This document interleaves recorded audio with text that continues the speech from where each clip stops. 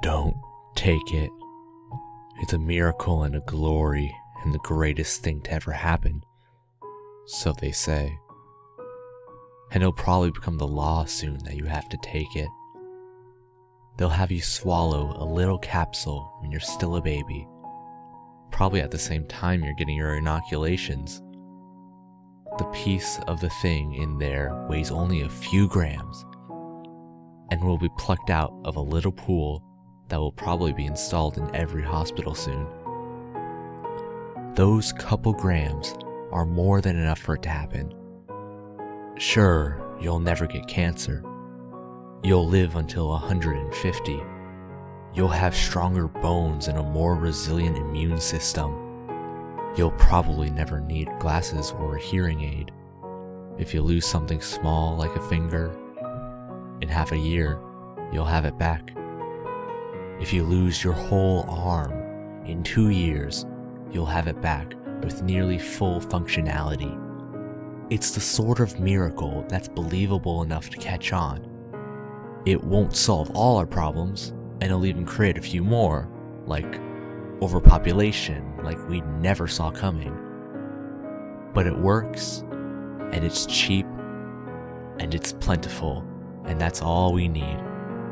Sure, they can't quite explain how the thing actually manages to rewrite our genetic code after we swallow a few grams, but they promise the answers will come someday, and that there are no ill side effects. It's from a previously unknown variety of starfish, but they won't even tell you that on the news. I think the story right now is that it's something they're growing artificially. These starfish lived in the deepest, darkest places in the ocean, and they aren't very big or interesting looking. Honestly, you've probably seen them down there before 1,000 times and just looked them over. It just so happened that guy with the show about eating weird foods got a hold of one, God knows how, and thought it was a different kind of starfish, and ate part of it, and a year later, he had that foot he lost back. I'm sure they tore apart his house and tested gallons of his blood and interrogated everyone he ever spoke to. But somehow they figured out just when the regeneration happened and eventually found the thing. It had been alive when he ate one of its arms, and I guess he took pity on it and let the thing live in a tank in his house. Well, this led to that, and eventually they brought up a ton of the suckers. But here's the thing. Think about technology and innovations. Think about what they're there for. Mostly it's to keep us alive longer and make us healthier, to help us communicate better.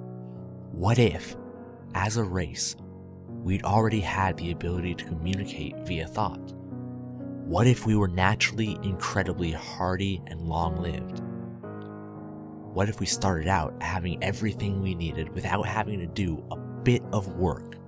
Our goals would turn to keeping our world the way it was and simply enjoying things. With a mind so powerful it can transmit and receive thoughts with no effort, it stands to reason other amazing things are possible too. With that mind staying completely intact, if even the smallest sliver of the creature, one has to wonder just what else that mind can do. So now here's the question. If you'd survive all this time just sitting around on the bottom of the ocean with this incredible intellect, how would you amuse yourself? What if that mind can wander and roam freely if it can just find something to carry it? What if, as a race, we made ourselves the bottom of the food chain just to ensure we'd constantly be taken into new creatures and allowed to see the world through their eyes? Is it really such a leap to think that such powerful minds could overtake smaller, lesser ones? No. Nor is it unusual to think that if such a race of powerful minds was endangered, they would use this ability to dominate the minds to defend themselves. That they'd patiently wait until their enemies devoured them. Then simply displace the minds of those enemies and solve the conflict. I don't think it's crazy at all. And I don't think it's crazy that there's suddenly a lot more war all over the world. A lot of research put into birth control and the accidental release of that superbug with that makes men sterile. We should be enjoying world peace, but instead we're killing each other faster than ever before. Maybe they're not even threatened. Maybe we're just a game to them. Maybe we're the 100th race of beings these things have done this with. All I know is that they don't turn you into some zombie from a cheesy old sci-fi flick. They let you think you're still in control.